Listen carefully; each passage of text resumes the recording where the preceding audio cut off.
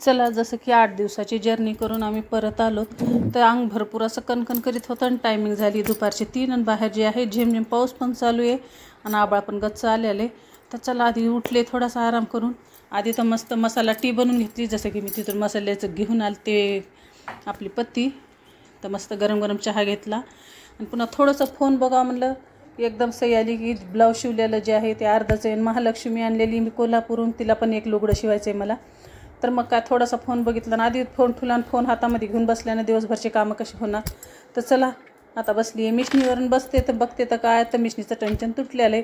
पण आपण हार मानणार बायाच नाही ना, त्याच्यामुळं आता पिकोचं टेन्शन लावलं आहे आणि त्याच्यावर मी आता जे आहे ब्लाऊज आणि लक्ष्मीचं जे लुगडं आहे ते शिवून घेणार आहे. कारण आपण जे आहे कोणत्याही वस्तूचा जुगाड लावल्याशिवाय आता पोटच भरत नाही आणि आपण आडणार असं तर कोणतंच काम नाही. जे काम आहे ह्या हातानं होत नाही तर दुसऱ्या हातानं करायचं असं. तर चला आता ब्लाऊज जे आहे ते पहिल्यांदा शिवून घेतलेलं आहे आणि पुन्हा चला जे आहे ते मला लक्ष्मीचं जे आहे लुगडं पण शिवून घ्यायचं आहे.